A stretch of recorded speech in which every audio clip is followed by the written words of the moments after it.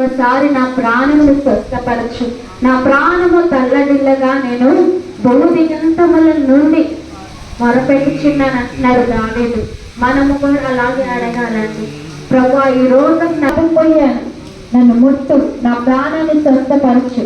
నువ్వు ముట్టకపోతే, నువ్వు స్వస్థపరచకపోతే నేనేమైపోతాను ప్రభు?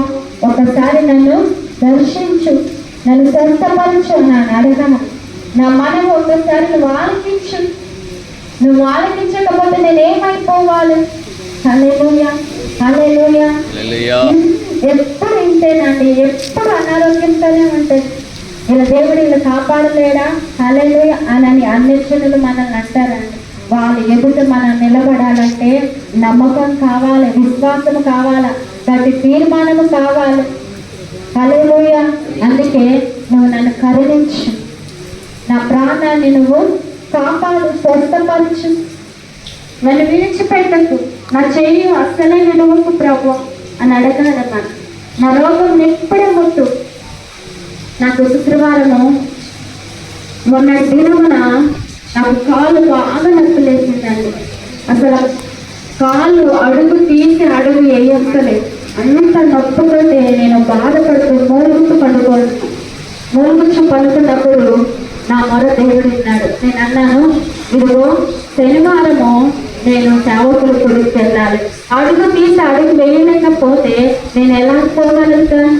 ఇదిగో నేను నిద్రపోయి లేసే లోపల నా కాలు నొప్పి తగ్గిపోవాలి. హల్లెలూయా, హల్లెలూయా. నేను అలాగే తీర్మానం చేసుకుంటాను, నేను అలాగే దేవుణ్ణి అడుగుతాను. నువ్వు నా కాలు నొప్పి తీసేయకపోతే, నేను పోకపోతే నీకు మహిమ ఎక్కడి నుంచి వస్తుంది? హల్లెలూయా. దావీదు కూడా అలానే అడుగుతాడు. ఇదిగో నేను చనిపోతే మనుని స్తుతిస్తుందా ప్రభువా?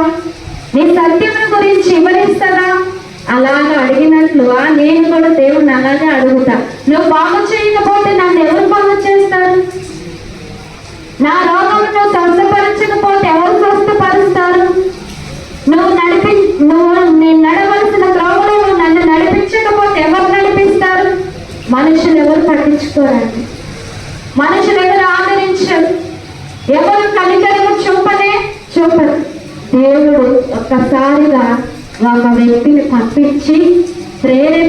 పంపించి నన్ను పండుకున్న దానిని లేపి దేవుడు ఆ విధంగా స్వస్థపరిచాడు. హల్లెలూయా, హల్లెలూయా.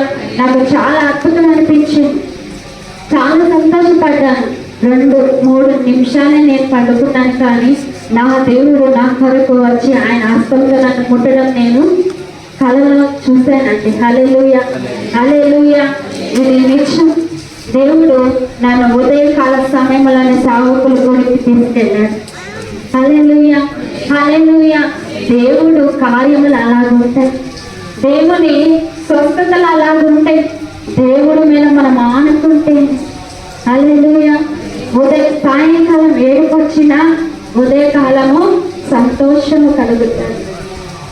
దేవుడి మీద నమ్మకం ఉంచితే ఇవన్నీ సత్యమైతే మనము మానవులుగా పడిపోతూ ఉంటాం. ఎలాగ పడిపోతాం తెలుసా? కొన్నిసార్లు విసిగిపోతాం, కొన్నిసార్లు నా వల్ల కాదని అనుకుంటాం. కానీ నీ వల్ల కాదన్నప్పుడే దేవుడు నేను పైకి లేవనెత్తుతాడండి, నేను పొడికొనుపుతాడు. నేను పైకి లేవనెత్తేదే కాక దేవుడు స్వస్థపరుస్తాడు. నీకే రోగము రానియడు. ఆయన దృష్టికి మనం ఏ పాపము చేయకుండా యథార్థంగా ఉండాలి. అన్ని ఒప్పుకోవాలి, అన్ని దేవుడితో చెప్పుకోవాలి. దేవునికి మనమే సంబంధం కలిగి ఉండాలి, దేవునికి మనమే సంబంధం కలిగి ఉండాలి. దేవుని యొక్క స్నేహితుడుగా, ఒక అక్కగా, ఒక చెల్లిగా ఆదరించమని అడగాలి. హల్లెలూయా, హల్లెలూయా. అలాంటి సమయంలో దేవుడు తప్పక నేను కరుణిస్తాడు. ఆయన దయ నీ మీద మెండుగా ఉంటుంది. మనము బాధపడాల్సిన అవసరమే లేదు. దేవుడు మన మొర విని మానక మనల్ని పైకి లేవనెత్తుతాడు.